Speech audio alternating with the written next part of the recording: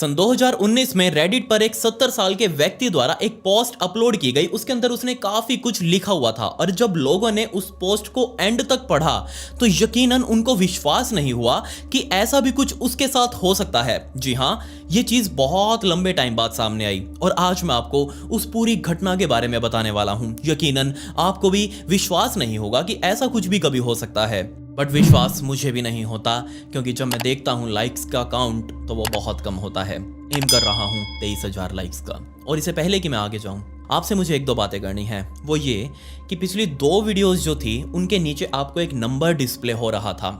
Actual में वो videos जो थी उसके अंदर कुछ YouTube को ऐसा लगा जो मैंने बहुत गलत आपको कुछ बता दिया हो और उससे आप लोग काफ़ी ज़्यादा डिस्टर्ब हो जाएं या फिर खुद को नुकसान पहुंचाने लग जाएं। YouTube को ऐसा लगता है, बट कोई बात नहीं, वो अपनी जगह ठीक है, हम अपनी जगह ठीक है। हम कोई रूल वगैरह नहीं तोड़ते YouTube का, मैं पूरा ध्यान रखता हूँ। उसी चीज़ के लिए उन्होंने नंबर वगैरह दिया था। अगर किसी को कुछ दिक्कत हो या फिर कोई अपने माइंड्स में ऐसे थॉट्स लेकर बैठा हुआ है तो वो उनसे बात कर सकता है। इंडिया में ऐसे बहुत सारी NGOs हैं, या फिर आप मुझसे भी बात कर सकते हो आपकी अपनी परेशानी से रिगार्डिंग, कि आपको कोई बहुत ज़्यादा बड़ी कोई परेशानी है तो हो सकता है मैं आपकी कुछ हेल्प कर पाऊँ। इसके अलावा जो पिछली 2 वीडियोस आपने देखी थी वो एक्चुअल में प्री रिकॉर्डेड थी। वो मैंने कोई रिसेंट में रिकॉर्ड नहीं करी थी, वो पहले से ही रिकॉर्डेड थी। मुझे एक्चुअल में थोड़ा सा ब्रेक लेना पड़ा 3-4-5 दिनों का। मैं एक्चुअल में गोवा गया था और वहाँ से जैसे ही आया और उसके बाद से पहली रिकॉर्डिंग मैं आप सभी के सामने कर रहा हूँ। 70 साल के आर्ट नाम के एक व्यक्ति ने अपने डॉक्टर के कहने पर, जी हाँ, जब उसके डॉक्टर ने बहुत ज़्यादा उसे मजबूर किया कि तुम बताओ तुम्हारे साथ आखिर 30 साल पहले क्या हुआ था, उस डॉक्टर को सिर्फ आज तक यही पता था कि इस व्यक्ति का एक बच्चा उससे खो गया था। वो कहाँ गया था, क्या हुआ था उसके साथ, लेकिन ये सब चीज़ें आर्ट ने अपने डॉक्टर को नहीं बताई थी। लेकिन डॉक्टर उसे बहुत लंबे टाइम से बोलता आ रहा था कि तुम मुझे चीज़ बताओगे नहीं तो मैं तुम्हारी प्रॉब्लम का सोल्यूशन कैसे कर पाऊंगा। आर्ट एक्चुअल में डिप्रेशन में चल रहा था, वो भी पिछले 30 सालों से। सन 1989 में उसके साथ कुछ ऐसा हुआ था जो उसकी आने वाली पूरी जिंदगी अब बदलने वाला था। और अब जाकर उसने सब कुछ लिखा अपने एक पोस्ट के अंदर, और वो चीज़ क्या लिखी थी उसने, सच में वो बहुत ज़्यादा दिल दहला देने वाली थी। डॉक्टर जैसे ही आर्ट से पूछता कि तुम्हारे उस बच्चे के साथ क्या हुआ था, क्या वो प्रेगनेंसी में ही, तुम्हारी पत्नी की प्रेगनेंसी में ही मर गया था, तब यहाँ आर्ट चुप रहता। तो क्या वो जन्म होने के बाद से मर गया था, तब भी यहाँ आर्ट चुप रहता। डॉक्टर बार बार उस बात को खोदने की कोशिश कर रहा था लेकिन आर्ट ने अपना मुंह बंद रखा। तब यहाँ डॉक्टर ने कहा कि तुमको अगर ठीक रहना है अपनी ज़िंदगी में, आगे की जो बच्ची कुची ज़िंदगी है उसको ठीक रखना है, तो तुम्हें ये चीज़ बतानी पड़ेगी। और तब यहाँ फाइनली आर्ट ने बोलना शुरू किया। एक्चुअल में 1970 यानी कि 1970 में आर्ट की शादी हुई थी लीजा नाम की एक लड़की से, और इसके 1 साल बाद ही यानी कि साल एंड होते होते 1970 और 1971 की शुरुआत में ही इन लोगों ने अपनी फैमिली का भी प्लान करना शुरू कर दिया था। और यहाँ लीजा फाइनली अब प्रेग्नेंट हो चुकी थी। लीजा जैसे ही प्रेग्नेंट हुई और जाके उसने आर्ट को बताया तो ये दोनों बहुत ज़्यादा खुश हुए। इन्होंने आगे की तैयारियां करनी शुरू कर दी कि जो भी इनको बच्चा होगा वो उसको हर खुशियां देने की कोशिश करेंगे, उसको पूरी केयर देंगे। इनफैक्ट जस्ट वो तैयारियों में लग चुके थे अपने घर के अंदर एक नया मेहमान आने की। 1971 यानी कि 1971 का अंत होते होते इन दोनों को बच्चा पैदा हुआ, एक लड़का पैदा हुआ। और जैसे ये लड़का पैदा हुआ, ये लड़का बहुत ज्यादा रो रहा था। आमतौर पर सारे बच्चे ही रोते हैं पैदा होते ही। और जब आर्ट और उसकी पत्नी लीजा ने देखा कि उनको एक बेटा पैदा हुआ है, दोनों बहुत ज्यादा खुश हो गए। जल्दी ही लीजा को हॉस्पिटल से छुट्टी मिल गई और ये दोनों अपने बच्चे को लेकर अपने घर आ गए। लेकिन जैसे ये दोनों लोग अपने बच्चे को लेकर उस हॉस्पिटल से बाहर निकले, अपनी गाड़ी में बैठे, तो गाड़ी में बैठते ही उस बच्चे ने बहुत तेज रोना शुरू कर दिया। अब छोटा बच्चा, एक नवजात सा बच्चा, कुछ ही घंटों पहले वो पैदा हुआ है, तो उसके लिए रोना जायज भी था। ये दोनों यानी कि लीजा और आर्ट उसको चुप करवाने में लगे हुए थे। ये दोनों घर पहुंच चुके थे लेकिन वो बच्चा अभी भी चुप नहीं हुआ। इन दोनों को ऐसा लग रहा था कि बिल्कुल नॉर्मल है, कोई दिक्कत नहीं है, बच्चा कुछ देर बाद अपने आप थक हार कर चुप हो जाएगा। वो उसको बार बार कुछ चीजें खिलाने पिलाने की कोशिश कर रहे थे लेकिन उनकी सारी चीजें फेल हो रही थी क्योंकि यहाँ इन दोनों का बच्चा रोना चुप ही नहीं कर रहा था। क्या आप इस बात पर विश्वास करेंगे? आने वाले अगले 13 महीनों तक, जी हाँ 13 महीनों तक लीजा का वो बच्चा रोता रहा, रोता रहा, रोता रहा। जैसे ही वो अपनी नींद से उठता, उठते ही रोना शुरू करता और जब तक वो सो नहीं जाता अगली बार तब तक वो रोता ही रहता। कुछ भी खाया वो बाहर निकाल दिया, थोड़ा बहुत अंदर गया, दूध पिलाया वो थोड़ा बहुत बाहर निकाल दिया, थोड़ा बहुत अंदर गया। ऐसे ही उसकी जिंदगी कट रही थी और 13 महीनों तक उसने 1 सेकंड भी रोना चुप नहीं किया, सिर्फ सोने के अलावा। जब वो सोता तब वो चुप होता और जैसे ही उठता उसके मुंह से बहुत तेज तेज रोने की आवाजें आने लगती। व्यक्ति। अब ये चीज देखकर लीजा और आर्ट ये दोनों बहुत ज्यादा परेशान हो गए कि जरूर हमारे अंदर ही कोई कमी रही होगी जो हमारा बच्चा इस तरीके से डील कर रहा है। ऑब्वियसली इन दोनों के लिए पहली बार था कि वो किसी बच्चे को हैंडल कर रहे थे, तो उनको पता नहीं था कि आखिर बच्चों को हैंडल कैसे किया जाता है। लेकिन वो अपनी तरफ से पूरी कोशिशें कर रहे थे। आर्ट जाकर डेली मार्केट से कोई ना कोई नया खिलौना लेकर आता, नई नई खाने पीने की बच्चों की चीज लेकर आता, लेकिन फिर भी यहाँ उसका बच्चा रोना चुप कर ही नहीं रहा था। 13 महीने बीत चुके थे और 13 महीने बाद सडनली एक दिन उसका बच्चा आराम से चुप हो गया। ये चीज़ देखकर वो दोनों बहुत ज़्यादा खुश हुए कि वाह, हमारी केयर के अंदर शायद कोई इंप्रूव हो गया है, हमने समझ लिया है कि आखिर बच्चों को कैसे रखना है, उनको क्या खिलाना पिलाना है, और अब हमारा बच्चा बहुत ज़्यादा खुश रहेगा, हम उसकी चीज़ों को समझेंगे। लेकिन उसकी ज़िंदगी के 14वें महीने में भी वो कुछ ज़्यादा खुश नहीं दिखाई दे रहा था। आर्ट और लीजा जैसे ही अपने बच्चे को देखते तो उसके ऊपर एक मन में अजीब सा गुस्सा चढ़ा हुआ था। उसके दिमाग हमेशा ऐसे अपना सिर जो था वो लाइनें बना कर रखता, जैसे हम परेशानी में ऐसे लाइनें बना के रखते हैं अपने दिमाग के ऊपर, वो बिल्कुल ऐसे ही लाइनें बना के रखता। अपने माँ बाप को बहुत ज्यादा गुस्से में देख रहा था। और जैसे ही उसने चलना सीखा, अब 1 साल से ऊपर का बच्चा अगर कोई हो जाता है तो ऑब्वियसली वो चलना फिरना आराम से सीख भी जाता है अगर बच्चा नॉर्मल हो तो यहाँ पर आर्ट और लीजा का बच्चा भी अब चलना सीख चुका था। और जैसे ही उसने चलना शुरू किया, इस घर के अंदर अब लिटरली ये घर अब भसड़ बनने वाला था। लेकिन अब इस बच्चे के चलने की शुरुआत से ही लीजा और आर्ट ने ये चीज नोटिस करी कि उनका बच्चा सिर्फ तोड़ फोड़ में विश्वास कर रहा है। बिल्कुल सही सुना आपने, उसके सामने जो भी खिलौना आता, जो भी घर का सामान आता, वो उसको उठाकर किसी भी तरीके से अपना पूरा जोर लगाकर सिर्फ तोड़ फोड़ कर रहा था। अब फिर यहाँ आर्ट और लीजा को लगने लगा कि कोई दिक्कत नहीं है, बच्चा है, उसको वो कुछ क्या ही कहेंगे, उसको वो डांट नहीं सकते थे, उनका अपना बच्चा था, तोड़ फोड़ कर रहा है, कोई दिक्कत नहीं है, सामान नया आ जाएगा। लेकिन फिर से यहाँ उनको ऐसा लगने लगा कि शायद उनकी ही गलती है, वो अपने बच्चे को सही तरीके से संभाल नहीं पा रहे हैं। आर्ट और लीजा ने इस चीज को भी टॉलरेट किया। लेकिन जैसे ही ये बच्चा अब 2 साल का हुआ, तब यहाँ उसको डायपर पहनाया जा रहा था, वो डायपर उसको खोलना आ चुका था। उसने सीख लिया था कि उसकी माँ जब भी उसको डायपर पहनाने के बाद खोलती है तो वो कैसे खोल रही है, और 2 साल का ये बच्चा उस डायपर को अपने आप खोलने लगा। लेकिन खोलने से दिक्कत नहीं थी, दिक्कत यहाँ ये थी कि उस डायपर के अंदर जो भी माल था, ऑब्वियसली वो पोटी वगैरह या फिर जो पेशाब वगैरह था, वो सारा उस डायपर के अंदर ही चिपका रहता है। तब यहाँ इस बच्चे ने उस डायपर के अंदर से सारा वो माल निकाल कर या तो अपने मुंह पर लगा लेता या फिर जाकर घर की दीवारों को उस माल से रंग देता, उस माल से भर देता। अब ये चीज देखकर आर्ट और लीजा बहुत ज्यादा परेशान कि उनका बच्चा इस तरीके का बिहेवियर क्यों कर रहा है। उनको भी यही लग रहा था, कोई दिक्कत नहीं है, बच्चा है, बच्चे ही तो शरारत करते हैं। लेकिन ये कोई नॉर्मल बच्चा नहीं था। क्या आप इस बात पर विश्वास करेंगे कि पूरे 1.5 सालों तक आर्ट और लीजा ने अपने बच्चे के इस बिहेवियर को टॉलरेट किया। घर के अंदर हर जगह कोने में डायपर्स वगैरह पड़े रहते, कोने के अंदर वो पॉटी वगैरह के हाथ वगैरह इस तरीके से छपे रहते, लेकिन फिर भी कोई बात नहीं, आर्ट और लीजा ने मैनेज किया। लेकिन 1.5 साल बाद तो वो और ज़्यादा परेशान हो चुके थे, क्योंकि अब तक उनका बच्चा खुद से पॉटी जाना शुरू कर चुका था। अब उसको डायपर्स वगैरह पहनाने की जरूरत नहीं थी। लेकिन यहाँ दिक्कत ये थी कि उनका बच्चा बाथरूम को छोड़कर, जहां पर उसको पॉटी वगैरह जाना चाहिए, उस जगह को छोड़कर बाकी पूरे घर के अंदर हर जगह हग रहा था। वो घर में कहीं भी जगह मिलती उसको, अच्छी सी साफ सुथरी जगह, वहीं पर बैठकर हग देता। और लिटरली उसको बहुत ज्यादा ये कुछ आ रही थी। वो हर आधे पौने घंटे में जाकर घर के कोनों में, घर के बेडरूम में, घर के बेड्स के ऊपर, किचन में, लिविंग हॉल में, सोफा के ऊपर, हर जगह बैठकर यही कर रहा था। जैसे ही आर्ट और लीजा ने ये चीज देखी, वो और ज्यादा परेशान की ऐसा क्यों उनका बच्चा कर रहा है, आखिर हमारे अंदर क्या कमी रह गई हमारे बच्चे को पालने में, हमें तो समझ नहीं आ रहा। उन्होंने बहुत सारे डॉक्टर्स को लेकर ट्राई किया, अपने बच्चे को दिखाया कि उनका बच्चा ऐसे ऐसे कर रहा है। डॉक्टर्स ने सभी ने कहा कि नॉर्मल है, कोई दिक्कत नहीं है, कुछ बच्चे ऐसे होते हैं जो ये सब कुछ करते हैं। लेकिन फिर भी आर्ट और लीजा को ये चीज नॉर्मल नहीं लग रही थी। ऑब्वियसली लगनी भी नहीं चाहिए, कोई बच्चा इतना भी शरारती नहीं होता। आने वाले 2-3 सालों तक तो ऐसा ही चला कि वो घर के हर कोने में, हर बेड के ऊपर, हर जगह ऐसे ही खुले में हग रहा था। लेकिन इसके बाद तो हालात और ज्यादा बदलते जा रहे थे।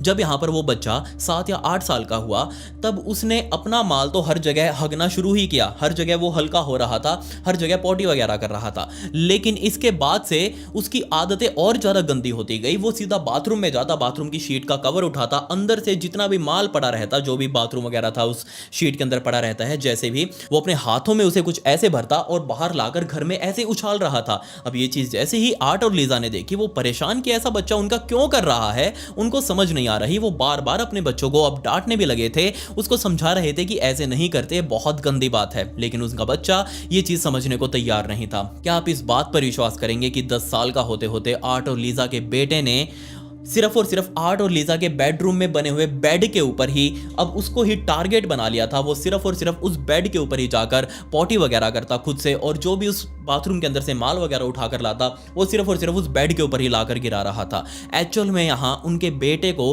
अपने ही माँ बाप से कुछ खास दुश्मनी बन चुकी थी। जब यहाँ आर्ट और लीजा को लगा कि सिर्फ उनका ही बेडरूम टारगेट किया जा रहा है तो उन्होंने अपने बेडरूम को लॉक करके रखना शुरू कर दिया। लेकिन फिर भी 15 साल का ये लड़का बाज नहीं आ रहा था। वो सिर्फ और सिर्फ अपने माता पिता के ही बेडरूम को टारगेट बना रहा था, क्योंकि वो अंदर तो जा नहीं सकता था, वो लॉक रह रहा था। तब यहाँ उसने कमरे के गेट के बाहर ही वहीं पर हल्का होना शुरू कर दिया। वहीं पर बैठकर वो पॉटी वगैरह कर देता, और भी बाथरूम से जाकर जो भी माल लेकर आता वो सारा कुछ उसी गेट के आगे वो फेंक कर अपने कमरे में भाग जाता। अब ये चीज़ देखकर वो और ज़्यादा परेशान। तब यहाँ आर्ट और लीजा ने सोचा कि हम अपने बच्चे को तो समझा नहीं पा रहे हैं, उसको डांट कर भी देख लिया, हल्का फुल्का मार कर भी देख लिया, तो क्यों ना हम अपने घर के सारे खिड़की दरवाजे ही उनके अंदर लॉक्स लगवा दें। और यहाँ पर आप सोच कर देखिए, अपने बच्चे से अपने घर को बचाने के लिए इन दोनों ने मिलकर अपने घर के सारे लॉक्स बदलवा डाले, और वो भी बहुत ज़्यादा हैवी टाइप के लॉक्स यहाँ लगाए गए थे ताकि एक 16-17 साल का लड़का उन्हें तोड़ ना सके। आर्ट और लीजा ने अपने बच्चे को जब वो 9 साल का था तब से ही उसे स्कूल में भी डलवाने की कोशिश करी, लेकिन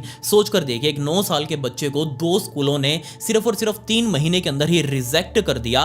उसको उठाकर वापस घर छोड़कर आए कि हम नहीं इस बच्चे को हैंडल कर सकते, आप अपने बच्चे को अपने पास ही रखिए। जी हाँ, वो जैसे ही स्कूल में जाता अपने जो क्लास फेलो थे, जो क्लासमेट थे, उनके ऊपर वो पॉटी वगैरह फेंक रहा था। जैसे ही क्लास शुरू होती वो अपने नीचे हाथ डालकर पॉटी वगैरह करता और हाथ में डालकर वो और बच्चों के ऊपर ऐसे ऐसे उछाल रहा था। ऐसी ऐसी हरकतें अब कौन ही टॉलरेट करेगा। उसके माँ बाप इतने सालों से टॉलरेट करते आ रहे थे, अब कोई अनजान व्यक्ति तो क्यों ही टॉलरेट करेगा। 2 स्कूलों से उसको बाहर निकाला जा चुका था, लेकिन एक तीसरा स्कूल जो इस तरीके के स्पेशल डिसेबिलिटीज़ के साथ बच्चों को हैंडल करता है, उस स्कूल में इस बच्चे को एडमिट करवाया गया। लेकिन उस स्कूल वालों ने भी सोच कर देखिए आप, वो भी एक सुबह इस बच्चे से परेशान होकर इसको एक अकेली बस के अंदर कैद करके वापस आर्ट और लीजा के घर पर छोड़कर चले गए कि नहीं बाबूजी आप इस अपनी अमानत को संभालिए, इस संपत्ति को हम नहीं संभाल पाएंगे, ये हमारे बस की बात नहीं है। अब जैसे ही वो वापस स्कूल से अपने घर आया, अब यहाँ पर ये बच्चा और ज़्यादा वायलेंट हो चुका था। अब वो घर के अंदर अपने किचन से जो चाकू थे, उसकी माँ ने जो भी चाकू वगैरह ला रखे थे, वो चाकू ले लेकर हाथ में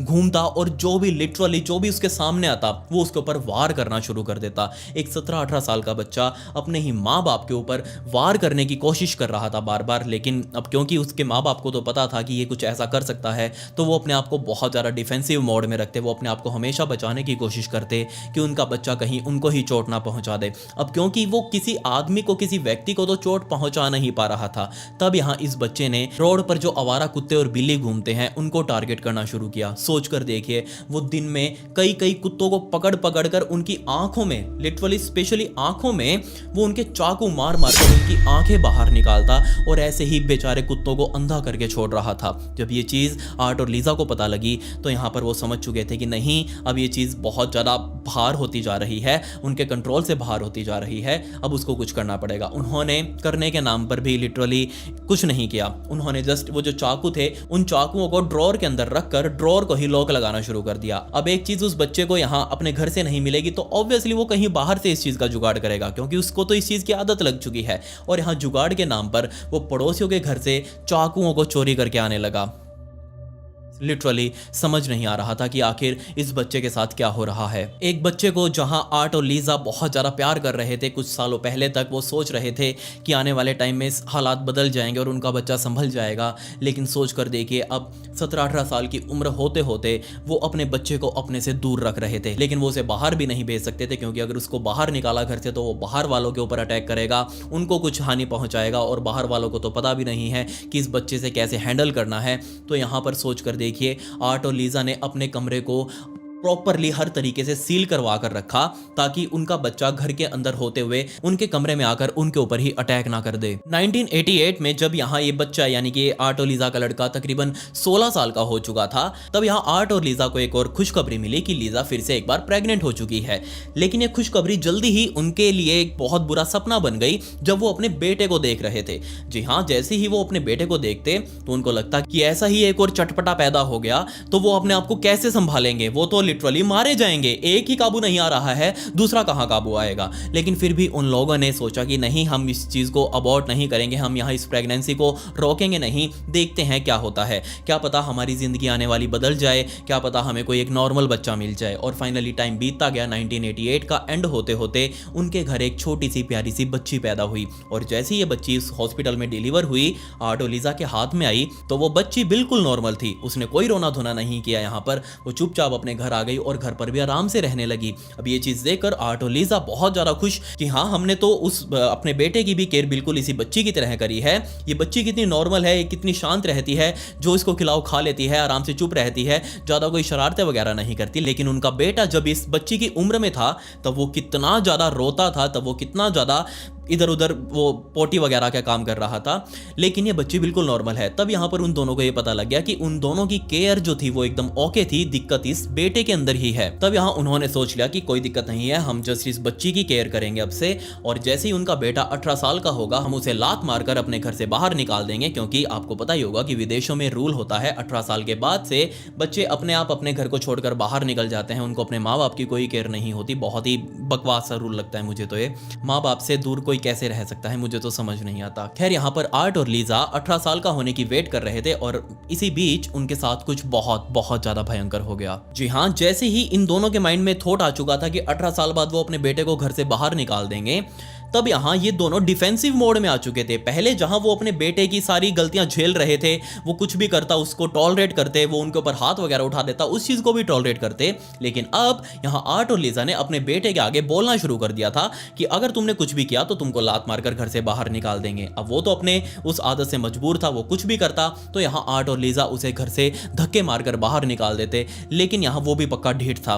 कुछ देर तक बाहर रहने के बाद, कुछ दिनों तक बाहर रहने के बाद वो अपना वापस मुंह उठाकर घर के अंदर आता और वापस वही सब कुछ शुरू हो रहा था। 1989 यानी कि 1989 का टाइम आ चुका था। अब तक यहाँ उनका बेटा तकरीबन लगभग 18 साल का हो ही चुका था और उनकी बेटी 1 साल की हो चुकी थी, जो कि ऑब्वियसली बहुत ज़्यादा नॉर्मल बच्ची थी, एक हैप्पी चाइल्ड जिसको हम कह सकते हैं। और अब 1989 की बारिशों के दिन चल रहे थे और ऐसे ही एक दिन कुछ बहुत बहुत ज़्यादा भयंकर काम हुआ। सुबह सुबह ही आर्ट और लीजा की अपने बेटे के साथ बहुत तगड़ी लड़ाई हुई थी और उन्होंने धक्के मारकर अपने बेटे को घर से बाहर निकाल दिया था। क्योंकि एक्चुअल में वो अपनी ही छोटी बहन को नुकसान पहुंचाने की कोशिश कर रहा था। वो बार बार उसको अपनी गोदी में उठाता और जोर जोर से उसको ऊपर नीचे उछाल रहा था। अब इस चीज़ से परेशान होकर दोनों माँ बाप ने अपने बेटे को घर से बाहर निकाला और वापस लॉक वगैरह लगाकर अपने घर के अंदर आ चुके थे। अब देखा कि उन्होंने जैसे उनकी बच्ची रो रही है तो उन्होंने अपने इस घर में जो उसका बच्ची का कमरा था, एक्चुअल में पहले आप समझ लीजिए ये सिंगल स्टोरी बंगलो था इनका, जो आप अपनी स्क्रीन के ऊपर देख रहे हैं, यही एक्चुअल में घर था। तो इस घर के अंदर घुसते ही लेफ्ट साइड में जो पहला कमरा था वही इस बच्ची का कमरा बनाया हुआ था। इसी के अंदर उसका पालना वगैरह जो झूला था वो लगा हुआ था। तो जैसे इन दोनों ने अपने बेटे को घर से लात मारकर बाहर निकाला, अंदर से घर का मेन डोर बंद किया, अपनी बच्ची को वापस लेकर आए और उसके कमरे में जाकर पालने के अंदर सुला दिया, बच्ची के कमरे का गेट बंद किया और वापस अपने कमरे के अंदर जाकर आर्ट और लीजा सो चुके थे। लेकिन कुछ ही देर बाद उनको बहुत ही भयंकर चिल्लाहट सुनाई दी और ये चिल्लाहट किसी और की नहीं बल्कि उनकी ही बच्ची की थी। जी हाँ, उनकी बच्ची अपना पूरा जोर लगाकर रो रही थी, वो बहुत जोर से चिल्ला रही थी। जैसे ये चीज आर्ट और लीजा ने सुनी वो तुरंत अपने कमरे से उठे, उन्होंने चाबी लगाकर अपने कमरे का दरवाजा खोला, बाहर की तरफ आए, अपने जो बच्ची का कमरा था वो अभी भी लॉक था, चाबी लगाकर उस बच्ची का कमरा भी खोला और जैसे अंदर गए उन्होंने देखा कि वो इस बच्ची के कमरे वाली खिड़की को लॉक करना भूल चुके थे। और असल में इसी खिड़की का यूज करते हुए उनका बेटा इस कमरे के अंदर आया, उसके हाथ में एक चाकू था और वो चाकू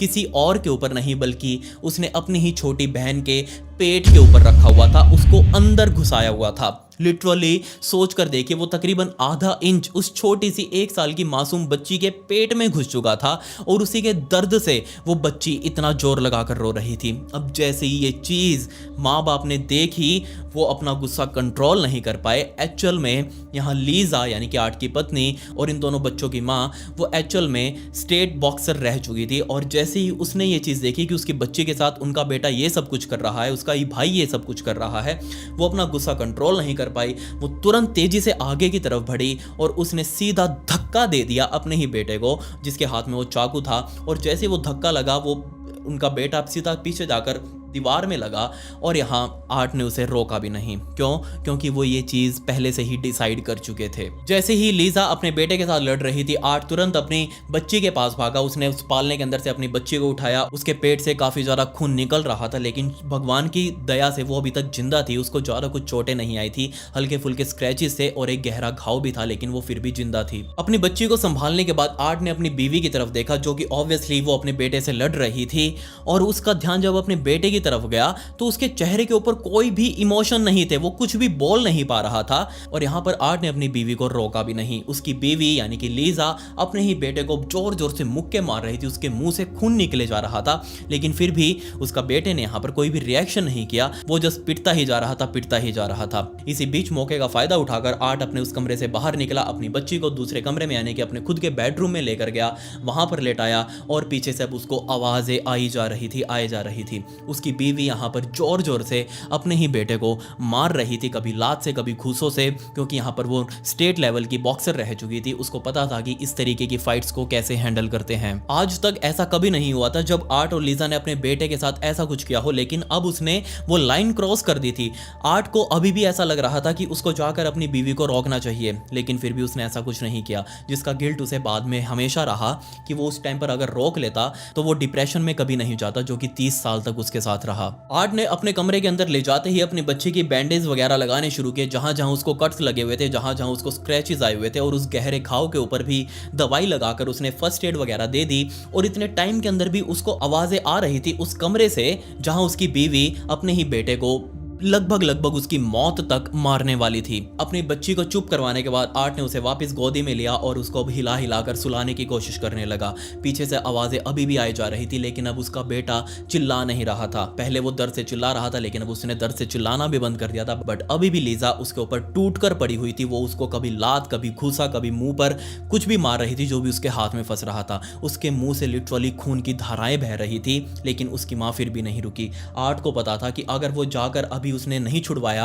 उसकी मां को नहीं रोका, तो लिटरली यहां उनका बेटा मर जाएगा। और यही तो आर्ट उस टाइम पर चाह रहा था, क्योंकि उसके बेटे ने यहां लाइन क्रॉस कर दी थी। जब तक उसकी बेटी सो नहीं गई, आर्ट ने यहां पर आवाजें सुनी कि उसकी पत्नी उसके ही बेटे को बहुत बुरे तरीके से मार रही है। अपनी बेटी को सुलाने के बाद आराम से उसने वापस बेड के ऊपर रखा और तब वो बाहर की तरफ गया। लेकिन वो बाहर निकलकर उस कमरे में नहीं गया जहां पर ये सब कुछ चल रहा था। वो बाहर निकलकर डाइनिंग टेबल के ऊपर बैठ गया और वहां पर वेट करने लगा कि कब उसकी बीवी वापस वहां से आएगी। कुछ देर वेट करने के बाद उसकी बीवी फाइनली वहां पर शांत हुई। वो बाहर निकली कमरे से। वो पूरे ऊपर से लेकर नीचे तक खून में लदी हुई थी। उसके दोनों हाथ इतने सूज चुके थे, उसने इतनी जोर जोर से अपने बेटे को मारा कि उसके हाथ मार मार कर सूज चुके थे। काफी सारा ब्लड उसके ऊपर, शरीर के ऊपर लगा हुआ था। और जैसे ही उसकी बीवी ने आर्ट को सामने बैठे हुए देखा, वो उसके सामने आई, आकर खुद भी डाइनिंग टेबल के ऊपर बैठ गई। और आर्ट ने फाइनली अपनी बीवी से पूछा कि लीजा, क्या वो मर चुका है? लीजा ने कहा शायद हाँ। पलटकर आर्ट ने कहा कि शायद हाँ, मुझे भी यही लगता है कि वो मर चुका है। कुछ देर तक बातें करने के बाद लीजा वहां से उठी, वो नहाने के लिए चली गई। तब यहाँ आर्ट भी उठा, वो अपने उसी बच्चे वाले कमरे में गया जहां पर ये सारा कांड हुआ था। दरवाजा खोलकर उसने देखा कि उसका ही बेटा कोने में बदहवास हालातों में पड़ा हुआ है, पूरा ऊपर से लेकर नीचे तक खून में लदा हुआ है। वो अपने बेटे के पास गया, लेकिन वो अभी भी जिंदा था। जी हाँ, उसके बेटे की हार्ट बीट जैसे ही आर्ट ने चेक करी, वो अभी भी जिंदा था। उसके मुंह से उल्टियां निकल रही थी, काफ़ी सारा खून भी बाहर निकल चुका था, उसकी काफ़ी सारी हड्डियां भी टूटी हुई थी। उसने पैंट में ही पॉटी वगैरह भी कर दी थी, लेकिन फिर भी वो अभी तक जिंदा था।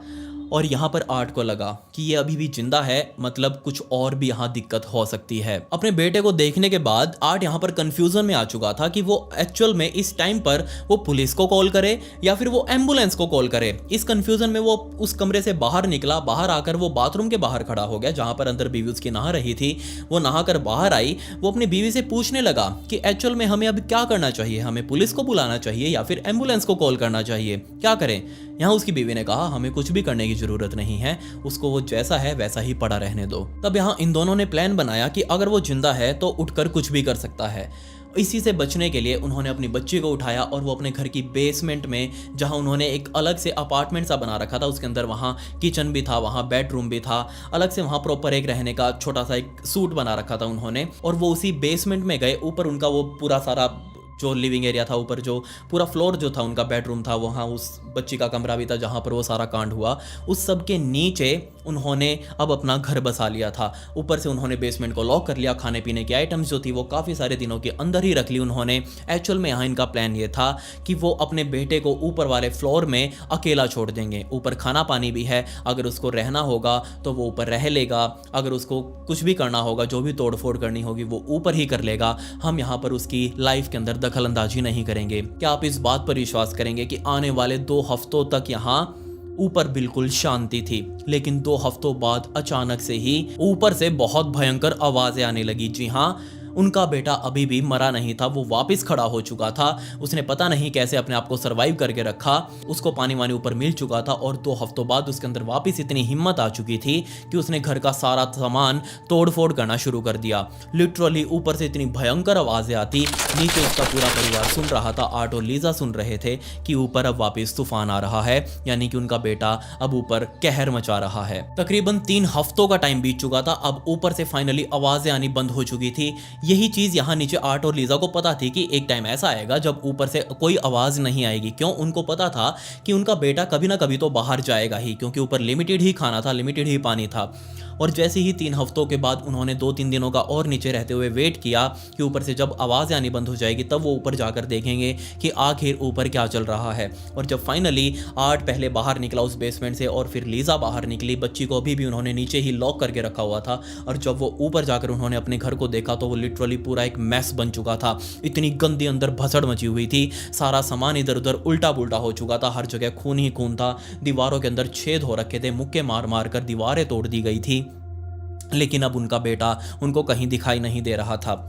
उन्होंने इंतज़ार किया, उनको लग रहा था कि कभी भी उनका बेटा वापस आकर उनके ऊपर हमला कर सकता है। लेकिन 3 साल बीत चुके थे। जी हाँ, अभी तक उनको इंतज़ार ही था कि क्या पता कब उनका बेटा सामने से आ जाए और उनके ऊपर हमला कर दे, लेकिन वो आया ही नहीं। दिन बीतते गए, साल बीतते गए और 2019 का टाइम आ चुका था। फाइनली यहाँ आर्ट ने वो रेडिट पोस्ट लिखी और उस पोस्ट में उसने बताया कि 1989 के अंदर ही उसने अपने बेटे को अंतिम बार देखा था। हो सकता है वो अपने उस घर से बाहर निकल कर कहीं और चला गया हो। उसने अपने बेटे के साथ होने वाली 2 कंडीशंस बताई कि आखिर उसके साथ अब क्या हुआ होगा। या तो हो सकता है कि वो जैसे ही घर से बाहर निकला तब वो 18 साल से ऊपर का था और उसने कहीं और जाकर अपनी ज़िंदगी बसा ली हो। शायद हो सकता है वो अपनी उस बीमारी से ओवरकम कर चुका हो, अब वो ठीक हो चुका हो और कहीं रहता हो, लेकिन हमें नहीं पता कहाँ रहता है। या फिर ये हो सकता है कि अपनी इसी लक्षणों की वजह से, अपने इसी कारनामों की वजह से उसने बाहर के लोगों के ऊपर जाकर ये सब कुछ कह डाया हो, उनके साथ मारपिटाई करनी चाहिए हो। अब बाहर की दुनिया तो ये चीज़ टॉलरेट नहीं करेगी। तो यहाँ पर आर्ट ने कहा कि हो सकता है कि जो काम हम लोग करना चाह रहे थे, अपने ही बेटे को मारना चाह रहे थे, हो सकता है किसी और ने ही ये काम कर दिया हो उससे परेशान होकर। अगर किया है तो कोई दिक्कत नहीं है, बहुत अच्छा काम किया, ऐसा आर्ट ने अपनी इस पोस्ट के अंदर लिखा। उसने कहा कि 1989 के बाद से उसने अपने बेटे को आज तक कभी नहीं देखा और वो देखना भी नहीं चाहते।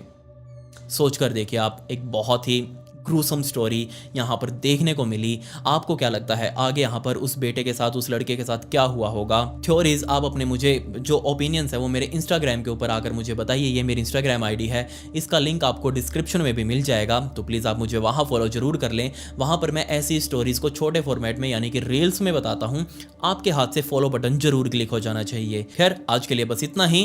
पिछली वीडियो का शाउट आउट रॉकर साड़ा को and comment pick me to get a shout out in next video. मिलते हैं अगली वीडियो में। ये वीडियो देखने के लिए धन्यवाद।